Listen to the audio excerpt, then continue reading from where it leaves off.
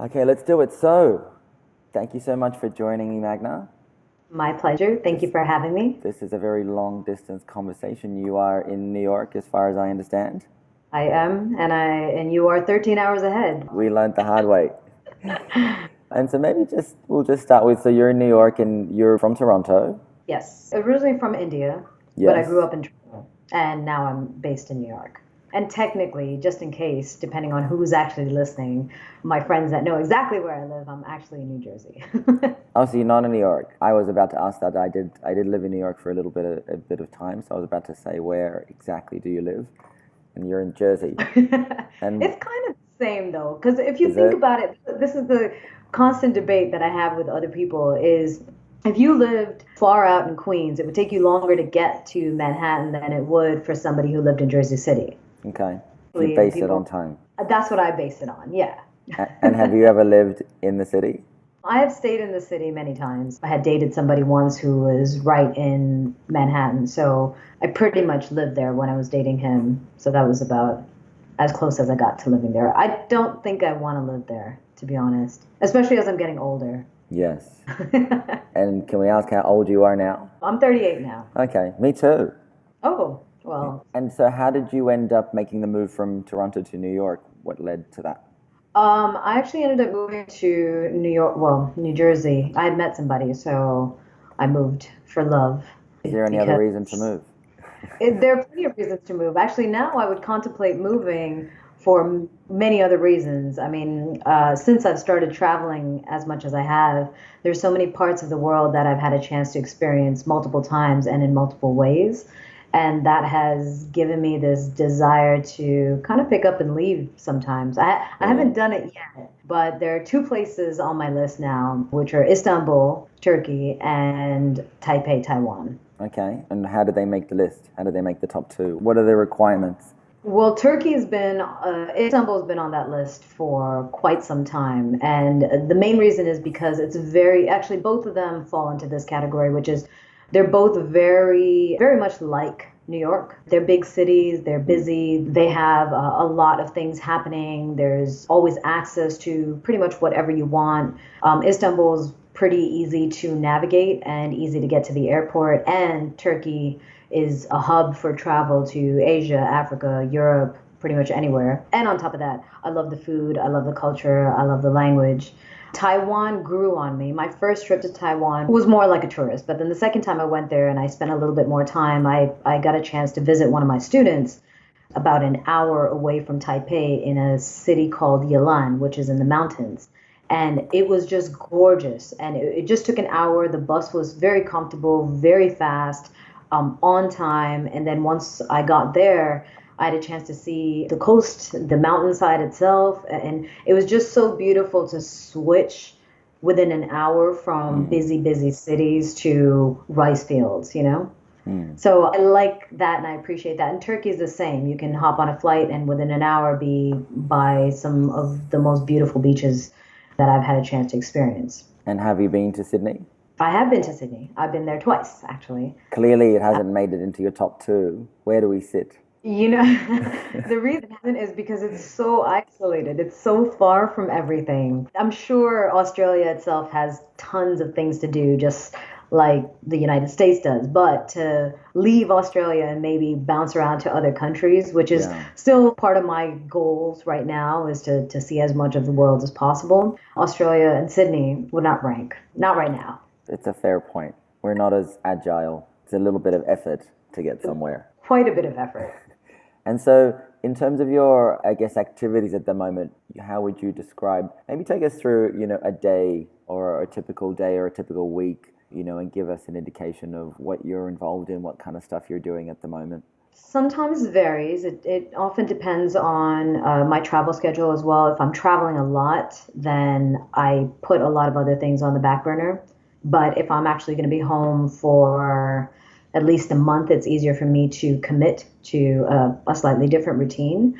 But generally speaking, and I'm not going to say it's every day. I wished I was that disciplined, Hmm. but there is the life of an entrepreneur and freelancer that gives you a lot of freedoms that sometimes I might indulge in a little bit too much. But generally speaking, my day is waking up, hitting the gym, which unfortunately I have not been able to do. Just I've got some knee issues, which I'm still trying to figure out what exactly the problem is. But otherwise, it was waking up, going to the gym, finishing at the gym, coming back home, working on some writing, trying to figure out what type of content I want to add to my social media that can help other people. Because aside from obviously the social dance stuff that I do and the actual teaching of dance, what I've started to focus a lot more on is the other sub brand, which is the Empowered brand, which is all about empowering other people. So there's so many lessons that I've gotten through dance that I sometimes just need to be able to like sit and think about those concepts and then write about them and then figure out how I can actually create some easy to consume content. Yes. And with your work you've done in Empowered, obviously you've done a TED Talk, around a particular topic. What kind of topics are you finding, that come out that connect social dancing but lead into the I guess the learnings and the changes that people can see that you're taking across through your Empowered writing and your speaking? What are the main sort of topics that are coming out as common themes, I guess, that you're sharing with people? The main themes tend to surround communication. I mean, at the end of the day, this kind of always been the struggle is to find effective ways to communicate in dance. And I've always said this in my classes and in other interviews, which is we have plenty of skills when it comes to knowing how to communicate with other people. But our problem tends to be when we approach dance, we compartmentalize it. And so we look at dance as something foreign, as something very different to everything else we've done, and we don't transfer the lessons that we've spent years practicing and possibly mastering to the field of dance. And so likewise, there are a lot of lessons from dance that we can then pull into our regular day-to-day life, our communication, our relationships, our personal creativity and growth that we also don't do. So that the biggest issue, I think, is compartmentalization. And that is what I'd like to break through by approaching some of these topics and finding the parallels between dance and for someone who's not a dancer, and then seeing how both can benefit from the lessons that we know on either side. And so how has salsa changed you? How has salsa changed me? It's changed me in many ways. One would be I just could not imagine my life without it now, for sure. Not necessarily being able to dance all the time, but definitely the community that has come with being able to dance and travel and share my knowledge with other people. So one way that salsa has changed my life would be in obviously expanding my network around the world. There was a time where I felt like the world was a huge place, and very foreign. And now I feel like you could probably airdrop me anywhere on this planet, and somehow if I have at least access to Facebook, and I can post one message saying, hey, I'm here, is there anyone here? I'm sure I would end up with some connections there. So it's one of the most beautiful things about the dance, the international aspect of it, and also the very communal aspect of it that's made the world a lot smaller. So that's one change. Another way that has changed my life would be just opening my mind. I mean, I've always tended to be pretty open-minded about things and trying to see people's perspective, regardless of where they come from. But when you actually have to travel and when you have to interact with people in other countries from different cultures, from different languages, from different religions and customs, you really understand how to be more empathetic and develop your skills of communication, because it's very easy to communicate with people that speak the same language as us and understand the same things as us. But it's another level of skill when you can actually do the same thing with someone someone who's local with someone who is foreign as well. Yeah. And the other way maybe I'll ask this is, what kind of changes do you find I mean, I think we all know that people start dancing for a particular reason, but usually that reason is, very quickly forgotten, and there's all these other reasons why they keep dancing, and usually the benefits that people receive and the changes they go through are unexpected, or when people start an 8-week hobby. So Right. what do you most commonly see as changes in people that happen in their lives as a result of them getting involved in salsa and taking dancing into their life? One of the most common things is an increased socialization of people. A lot of people, there are plenty of people who have like huge social lives that are out with friends all the time, grabbing dinner, grabbing drinks, going to parties.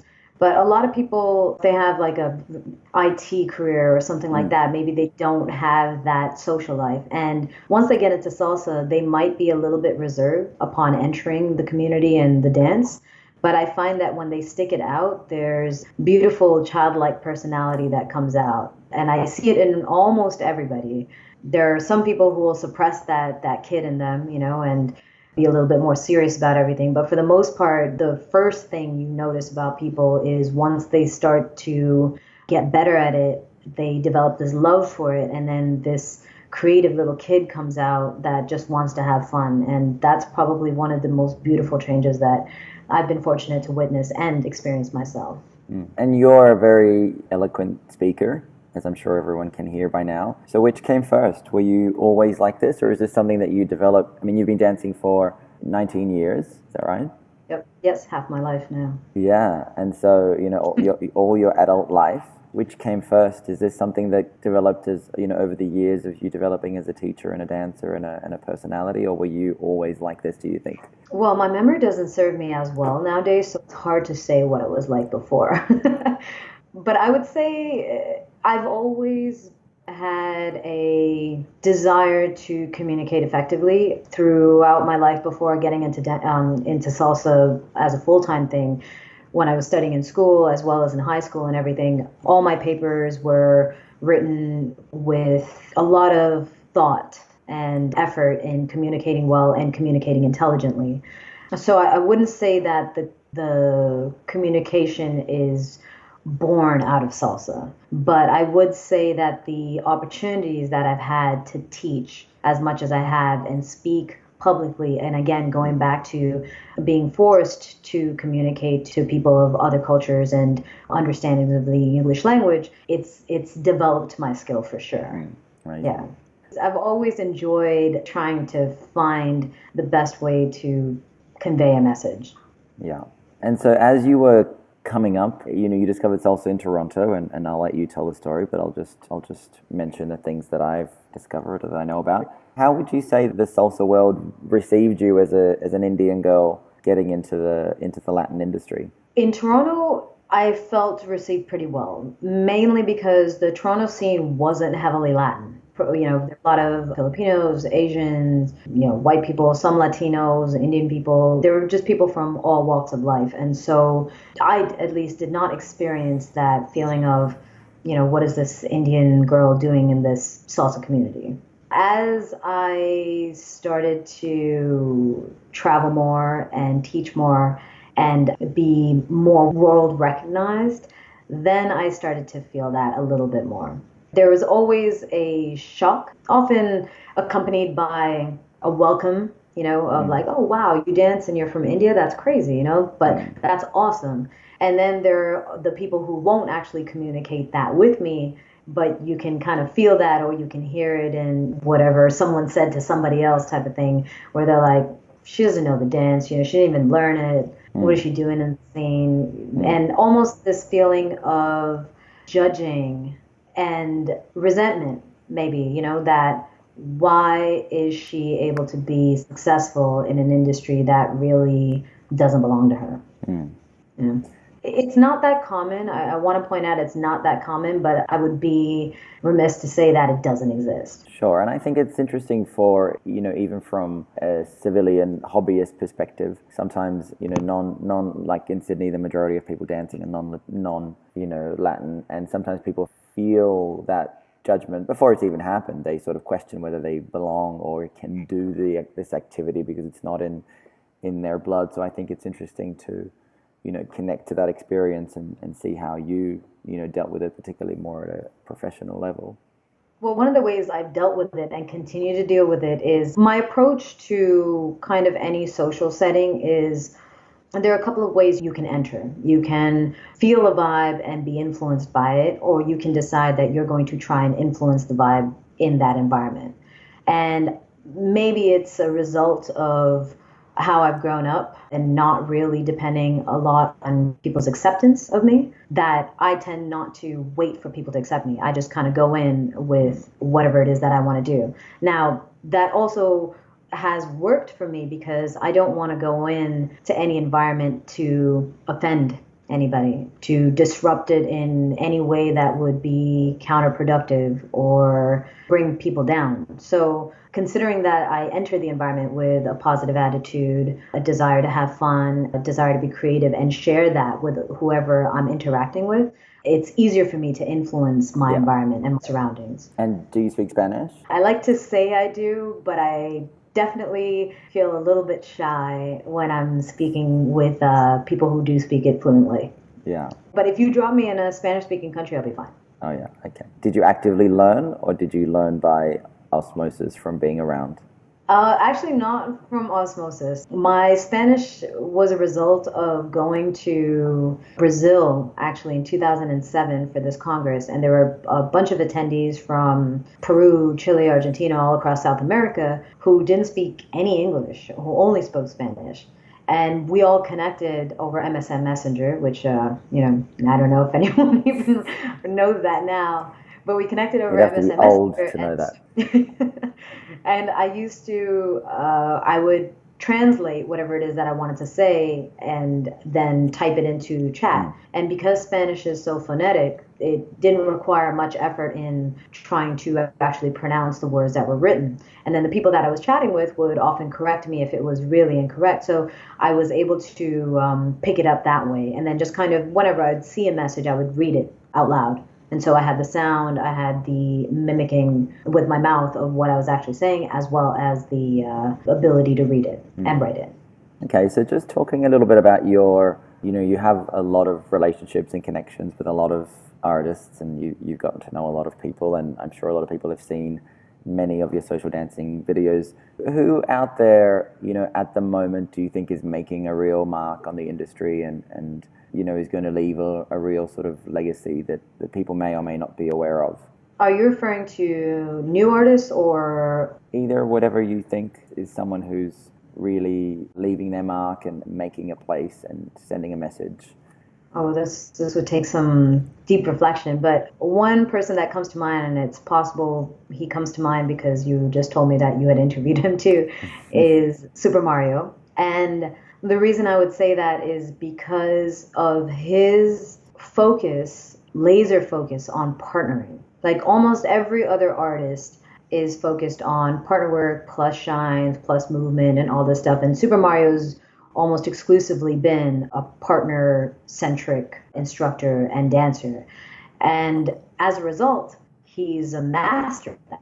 And because of his ability to do it so effortlessly with pretty much any follow that he dances with, he understands better what really needs to happen in a connection, between the lead and the follow. So his impact on the scene, I think, is immense. And I know there are plenty of other artists and instructors that even take, his turn patterns and, of course, make them into their own. But he's definitely a leader and someone who I think is going to leave a lasting impact. Whether people know it or not, they're probably doing his moves. Yes. He's really, specialized. He's chosen his thing and he's sticking to his passion and he's not affected by trends or what's popular at the moment or anything like that. What would you say, to people who are feeling influenced by either the desire for multi-style focus, they might be trying to do salsa and bachata and kizomba and everything else at the same time,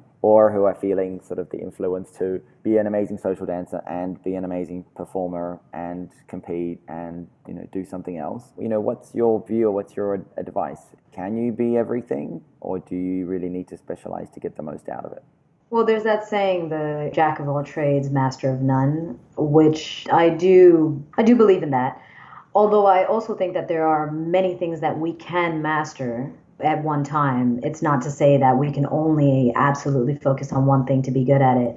But there are a lot of people who spread themselves thin. Now, it's very different if there is a genuine desire to learn a bunch of things because of your passion for those dances and your desire to be able to dance them at a high level. That's different versus someone who is getting into all of these dances just because someone else is doing it or because they think that they need to.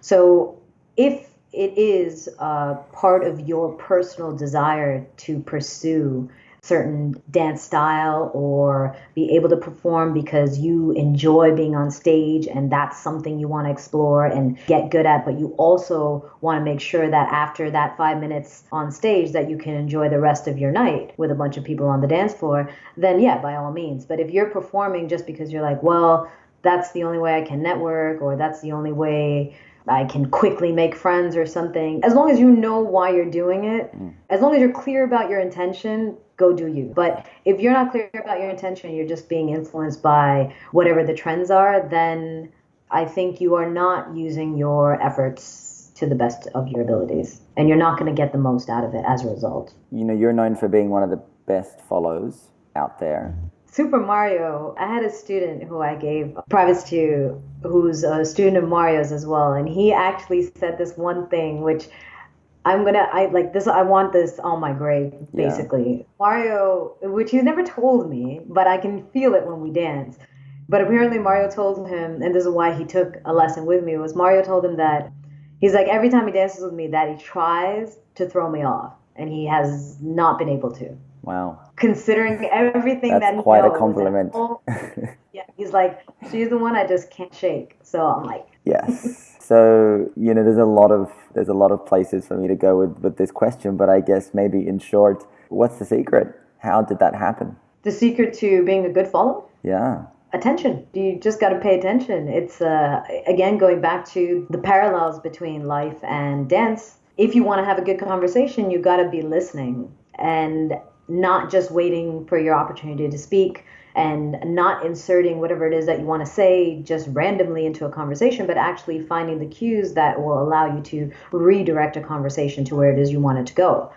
And the only way you can do any of that is by paying attention to what's actually being said. What is the topic at hand? What is the general mood, the tone, the volume, the pace, the vocabulary? That's the only way to do it. And I've always been very curious, even as a kid.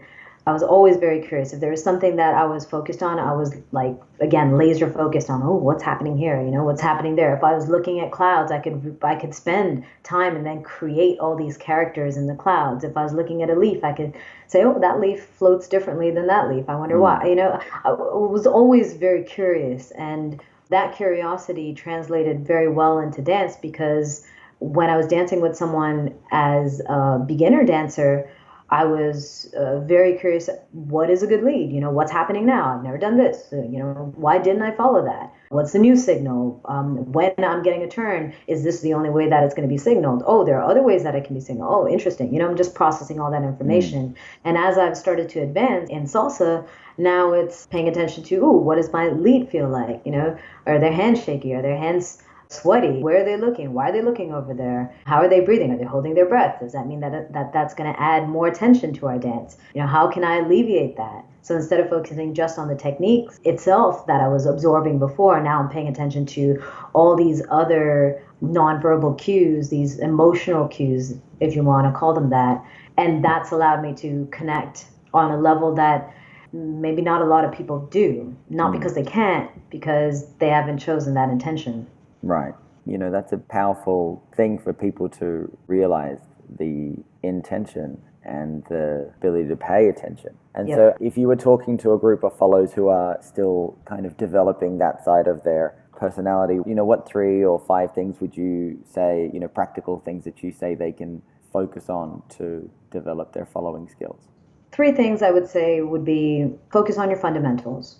Obviously, there is nothing you can expect to do with your body if you don't even know your body. 2, pay attention. And 3, remember that there's another person on the other side. So connect with them as a human, first and foremost, and that will make for a much better dance experience for you and your partner.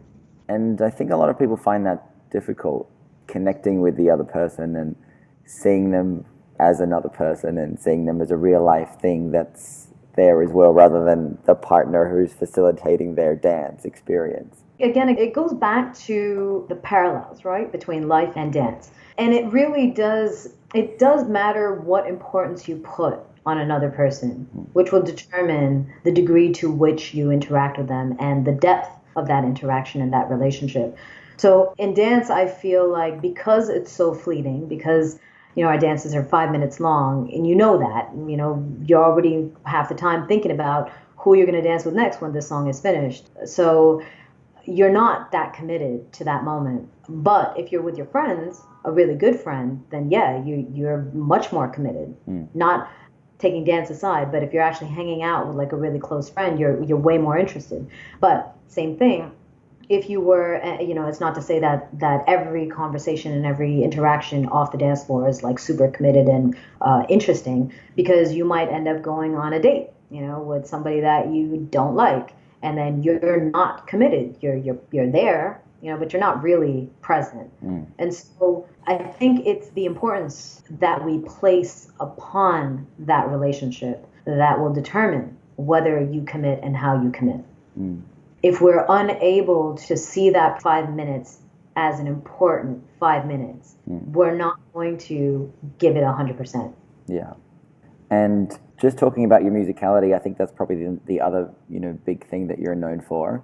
People watch your videos and see your ability to just put in so much into a little space, hitting the beats and doing your own thing without affecting, your lead. What are your comments on how you develop those skills, or how one might develop those skills? Same thing, going back to paying attention.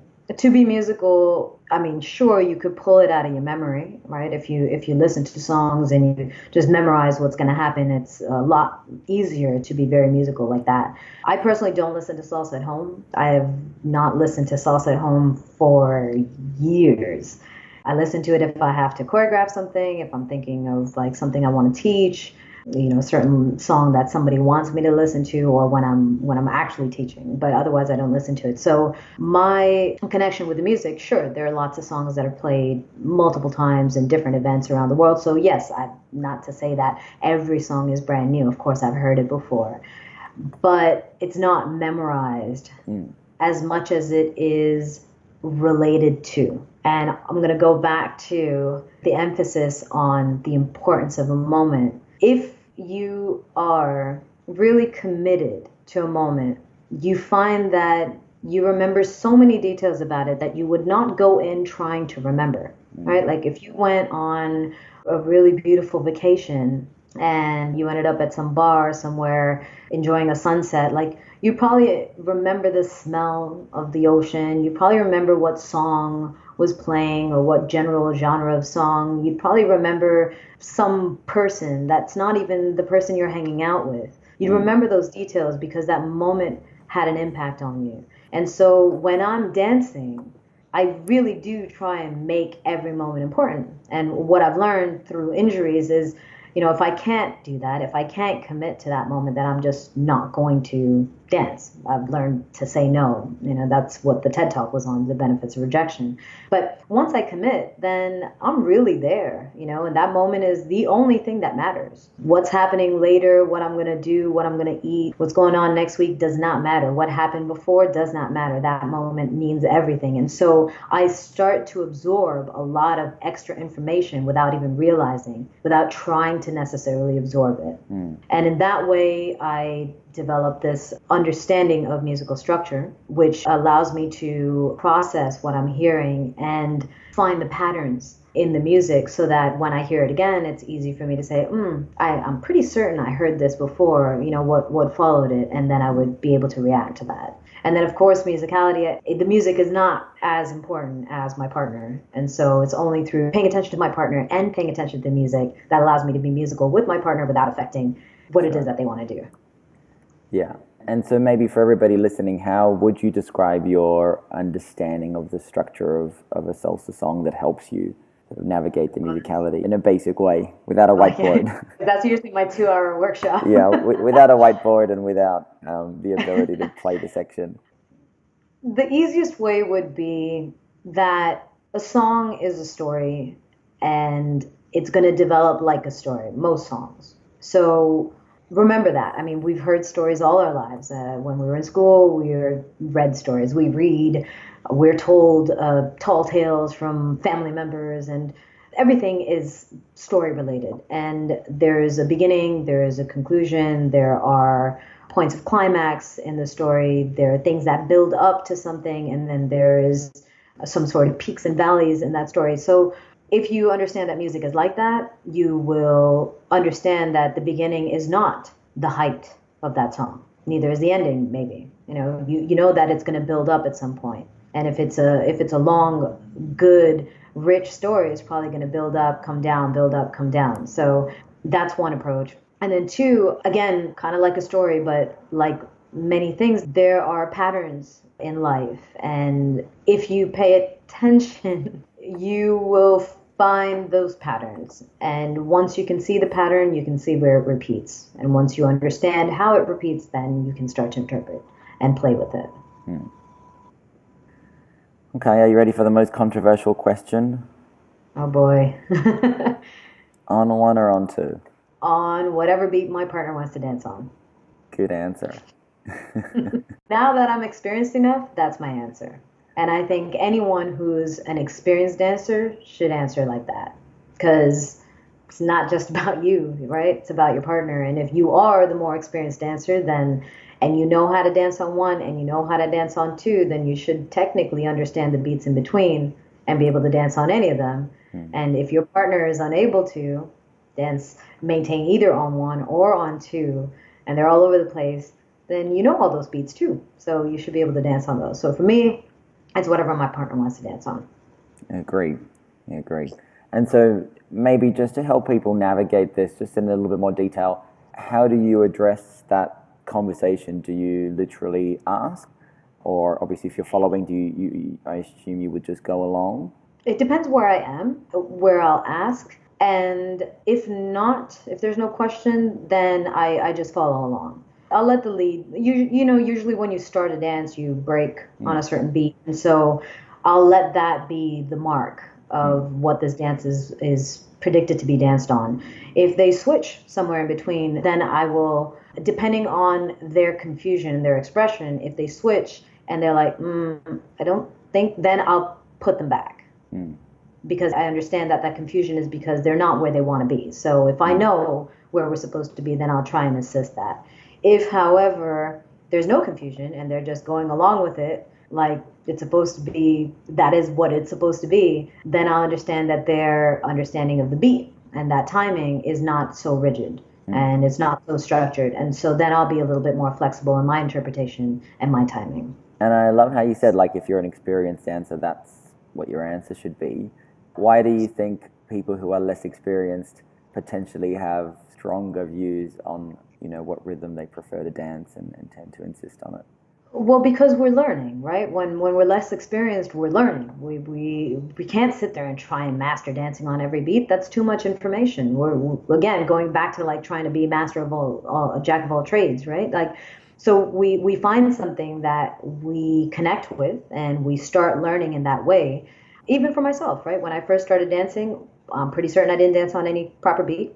Then I started dancing on one, and then that was my entire focus. When on two was introduced to our scene in Toronto, I was like, just completely shocked. I was like, what the hell is going on? Like, why are we dancing on it? Why are people breaking on this other thing? That's not how I learned it. And so I was very rigid in the on one style until I felt comfortable enough with on one that I was like, oh, it's 1, 2. Oh, I do step on that beat.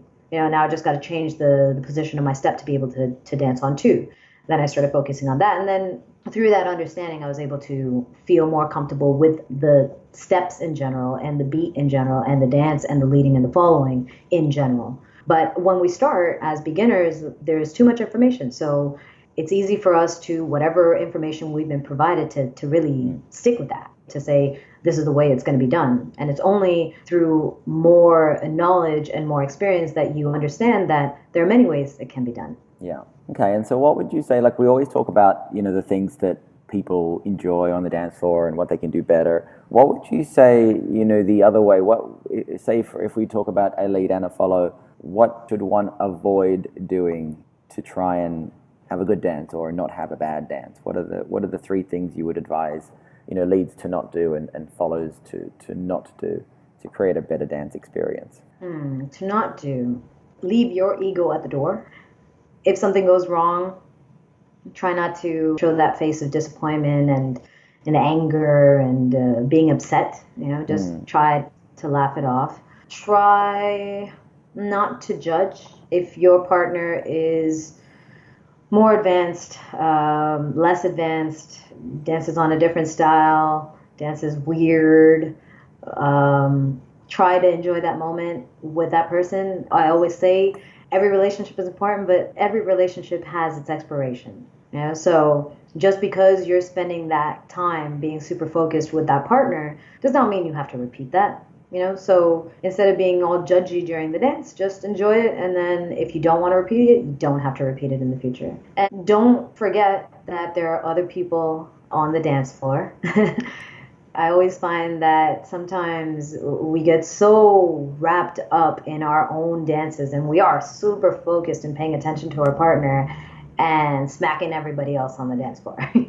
So don't forget that there are other people there. It is a partner dance, but it's within a community. Yeah, definitely. And so as you travel around the world and in New York or wherever you happen to be, and this is another controversial one, who are your favorite leads at the moment? And on that note, I'm gonna sign off. Favorite leads, it really depends, and my answer changes. Not to say that people have dropped off the list or anything like that. It's more really just memory. I have had some amazing dances with some amazing dancers whom I don't remember actually. I might see them again and still not remember actually who they are. And that I had an amazing dance with them. It's just I did have an amazing dance with them. So there are plenty of fantastic leads. But in general, the leads who register for me, without saying names, maybe just adding characteristics to them. We'd love to hear names. Names would be great. Names? All right, fine. Super Mario is always going to be one of my favorite dancers because his lead is immaculate. And he does stuff that nobody else does because his whole focus an entire night is partner work. And so he's really got a million moves, man. He's really got a million moves. I love dancing with Terry. I don't see him as much. Our travels aren't, we haven't been crossing paths as much. And with him, it depends when we connect. Like sometimes we have moments where we are just completely in sync and sometimes we're like rams, on the field, butting heads at every single move. But at the end of the day, because he is a friend of mine, that makes our connection always something that we bounce back from, regardless of the experience, if it wasn't a good dance, for example. And most of the dancers that I have really good dances with tend to be people who are friends or who are at least friendly. Because again, for me, it's not just about the dance, it's about that connection that you can have with somebody. And of course, if you feel like someone's your friend, whether they are or not, if you feel that trust and that camaraderie, it becomes much easier for you to enjoy that moment. So there are lots of people that rank up there for sure. It just depends on the night and depends on who's available that, is going to determine who's like, oh, I got to dance with him, basically. And then how much do you find yourself looking for that dancer you want to dance with, and how much do you find, people, how much do you find yourself spending the night dancing with people asking you to dance? It depends on the music as well, and it depends on the night. So if I'm out at a spot in New York, I tend to dance a lot with a lot of my friends, and the people who ask me to dance are usually sometimes friends, but also people who might just be visiting or in town. I tend to still be one of the people who does a lot of the asking, especially when it's in my local scene, because I don't have time or patience to wait for someone to come and get me. I'm like, I want to dance right now. I'm not losing 30 seconds of the song waiting for somebody to ask me, so I'm just going to go and ask someone. When I'm at other events, like larger events, then yeah, it tends to be more like a queue, people that are waiting to ask me to dance. However, even at those events, if there are friends of mine that are there who I haven't seen in a long time, who I enjoy dancing with, I do make it a point to find time for them, because a social night is, whether I'm an artist, a featured artist at an event, or just an attendee at a social in New York, the social part of the night is for everyone's enjoyment. So I'm also there to pursue it, to enjoy myself, and just like people might want to dance with me to enjoy their night, there are people that I want to dance with to enjoy my night. So it does vary, but I will always make time for my friends to dance with them, especially the people I like. But usually what I also find is the first couple of nights, Sunday night tends to be like where I'm running around trying to dance with all the people I want to dance with. But the first 2 or 3 nights of an event, I get to figure out who my favorite dancers are going to be, Right. So I dance with whomever. I'll ask, I'll just be standing around, because also I tend to just stand around random places, I'll dance, and then I might have a drink of water and just kind of stand by the edge of the dance floor so I can like watch people dance. Or if I feel like dancing, whoever is around me, I will ask them to dance, And then that way I get to explore the scene that's at this event. And so do you figure out who you want to dance with by dancing with them and trying them out, or do you figure it out by standing on the side and watching while they dance with others? So I don't generally watch a lot of people dance. So if I'm at the side, it's maybe one song that'll pass, but I'm almost always on the dance floor. And if I'm not on the dance floor, I'm like talking to friends, like really in a conversation where, again, that's the most important thing that I want to be doing, is talking and not looking at dancers or dancing. So I would say a lot of it's really through the dance itself, because there are people who I have seen dance and they look really great, but they don't feel good. And then there are other people who just are inconspicuous. You wouldn't even think anything of them, And then you dance with them, and I'm like, oh my God, where have you been all weekend? I had that moment actually this past Congress and your Congress. There was some guy who had asked me to dance, and I'd only gone on the Saturday and the Sunday, I believe. And there was this guy who had asked me to dance. I'm going to remember his name, from South America. And we had a dance at the event, and on the Saturday night, and it was good. And then we had another dance, I think, on the Sunday, and it was like so much fun. And I remembered his face, and I didn't think I'd see him again. And then on the Monday, I was at Taj, another local spot in New York, and he was there, and I asked him to dance probably like 4 times that night. Wow. Frank is his name. Beautiful dancer, and just like, because he was so connected, there were smiles, and he was creative and playful and musical, but open to my creativity as well, and just overall just so pleasant, So that combination, I was like, I gotta dance with that guy. Oh, he's here? Oh my God, I gotta dance with him. Yeah. And there's a lot of amazing social dances on YouTube of you dancing with some amazing people. How is your dance, when there's a camera on you and your dance is going to be on YouTube, does it affect the way you dance in any way? It doesn't affect the way I dance, because I don't care. I don't care who's watching. If I don't like the song as much, or if the song's not very inspiring and I don't feel like doing anything crazy, I don't care if there's somehow a circle of 500 people watching. You're going to get the most boring dance. Sorry. I'm sorry that you paid your money to spent your time to watch this dance, but you're not going to get what you're hoping for. And at the same time, it could be the end of the night and everyone's gone, and then this one song comes on, and I've got someone who I enjoy dancing with, and we go all out, and there's not a single camera around. There's no one watching, maybe the DJ, and that's it.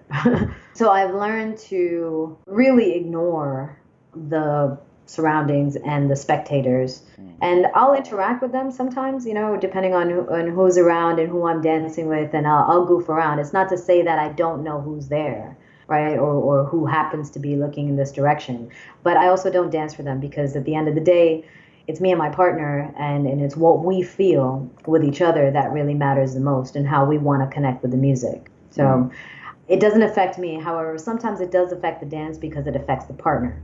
And I've had many a dance where I'm dancing with someone who's actually quite advanced, super fun to dance with. But as soon as the cameras come on, they are stiff and rough and like jerky, and you can feel that. And I'm usually like, calm down, dude. Don't worry, it's cool. That's nice. It happens. All right. Well, I know we have to. Sometimes I'll threaten them though. There are times. It depends on the friendship. But sometimes I'm like, yo, if you don't lighten up, I'm gonna break your arm. Benefits of being my friend. Yeah. Okay, so maybe just the last couple of things. I know we've got to finish up. So, in the years that you've been around a long, long time, and you've seen lots of changes in the industry, where do you think, we're at the moment in the scene as it relates to social dancing, or as it relates to different trends and waves that you've seen over the years? What's your take on the state of the salsa industry around the world? I want to say that when I started dancing, there was a huge emphasis on social dancing. Like, people perform, they have great performances back then as well, but I mean, pretty much every performer was on the social dance floor dancing. And not because they were forced to, not because it was written into their contracts, because they generally enjoyed it. And I feel like that changed a little bit. Emphasis on social dancing isn't as high. There's a greater emphasis on performing. And that's kind of been the trend. There's lots of performance teams for all genres of dance.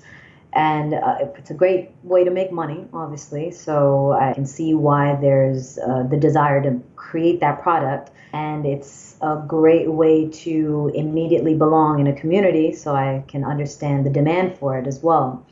However, I do feel, at least based on some of the experiences I've had and the conversations I've had with particularly the dancers, the ones that are parts of many teams and also social dancing, that they want more. Like, they don't feel that connection with people. They are upset that when they social dance, it's not as fulfilling.